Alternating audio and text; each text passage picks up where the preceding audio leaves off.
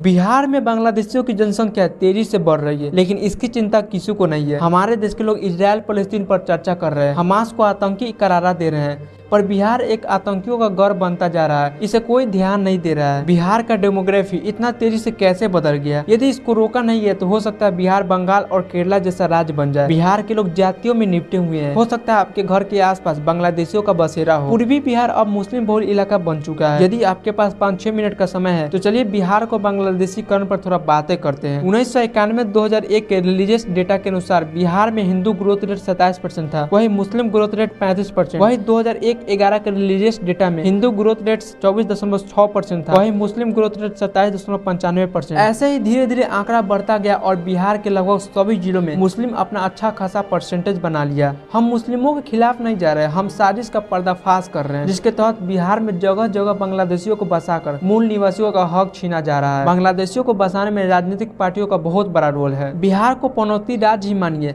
आजादी से लेकर अभी तक एक भी नेता ईमानदार और बिहार को विकास की ओर ले जाने वाला नहीं मिला। 1990 के समय तो बिहार में जातियों के नाम पर इतने कत्लेआम हुए कि शायद ही कोई राज्य में ऐसा हुआ होगा। पूरे गांव के लोगों को रातों रात मौत के घाट उतार दिया जाता है। इस घटना को जानना चाहते हैं तो आई बटन पर जाकर देख सकते हैं। बिहार का एकमात्र जिला किशनगंज मुस्लिम बहुल कैसे बन गया? दोस्तों बता दें कि किशनगंज जिला बंगाल से सटा हुआ है। उसके कुछ ही दूरी पर बांग्लादेश आता है और यही बांग्लादेशी भारी मात्रा में बंगाल में प्रवेश करते हैं। इतना आसानी से कैसे प्रवेश कर जाते, ये सवाल होगा आपके मन में। इसका जवाब है ममता बनर्जी। बंगाल और बांग्लादेश के बॉर्डर पर फेंस नहीं लगाया गया है। बीएसएफ और बंगाल पुलिस में कुछ लोग हैं जो 500,000 रुपए लेकर बांग्लादेशियों को बंगाल में प्रवेश कराते हैं। आजादी से लेकर अभी तक लगभग 5 करोड़ बांग्लादेशी भारत में हर जगह फैल गए हैं। इसमें मुस्लिम समाज के कुछ लोगों का और कांग्रेस सरकार की पूरी भूमिका है। जिस राज्य में कांग्रेस का सरकार है उस राज्य में भारी मात्रा में बांग्लादेशियों का बसेरा बन गया है। गवर्नमेंट के अनुसार लगभग 40,000 बांग्लादेशियों का शरण है भारत में, पर एक्चुअल डेट 5 करोड़ है। ये वीडियो काफी रिसर्चों और ग्राउंड रिपोर्टिंग के बाद लाया हूँ। हर एक मूवमेंट को मैंने खंगाला, सबकी बातें सुनी, तब जाकर ये साजिश को आप लोगों के सामने लाया। बंगाल की बात करें तो बंगाल अब बांग्लादेशियों से भर चुका है। वहाँ पे जगह न होने के बाद बंगाल से दूसरे राज्यों में भर भर के बसें जाती है। कहा जाता है कि बसों में टूरिस्ट है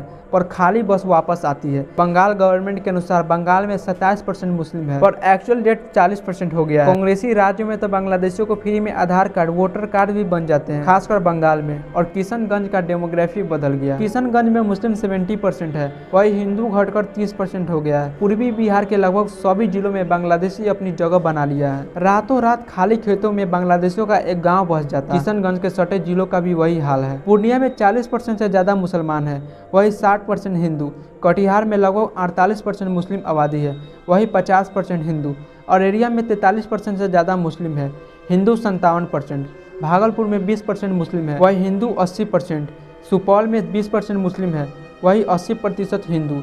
ये सभी जिले बंगाल से सटे हुए हैं और कई नेपाल से सटे जिले हैं जिसमें मुस्लिम अपना अच्छा खासा परसेंटेज बना लिया है। 2 अक्टूबर 2023 को बिहार सरकार कास्ट सेंसस जारी करता है और बिहार के लोगों को जाति में उलझाए रखता है। तेजस्वी यादव को जाति के नाम पर वोट मिल ही जाते हैं, तो फिर क्यों ये सब चीज़ों पर ध्यान देंगे? नीतीश कुमार तो मुस्लिम तुष्टिकरण करके सीएम बन ही जाते हैं, तो क्यों इसमें दिमाग लगाएंगे? ये तो दुर्गा पूजा पर डीजे म्यूजिक पर पाबंदी लगा देते हैं, बिजली कट कर देते हैं। बीजेपी के एमएलए एमपी मोदी जी के नाम पर इलेक्शन जीत ही जाते हैं, तो क्यों इस पे ध्यान देंगे? बिहार की जनता अब अपनी संस्कृति को भूलकर आरजेडी के नियमों पे चलते हैं। आरजेडी के नेता यदि यह कह दे कि सूरज पश्चिम में निकलता है तो बिहार की जनता इसी के विचार पर चलने लगेगी। बिहार की संस्कृति मगध मौर्य से जुड़ी हुई है। बिहार की ही धरती पर महान ऋषियों का जन्म हुआ। भगवान बुद्ध, महावीर, गुरु गोविंद सिंह और कई ऐसे महान लोगों का जन्म इस बिहार की धरती पर हुई है, पर बिहारी अपनी संस्कृति को भूलकर आरजेडी के हरा गमछा लेकर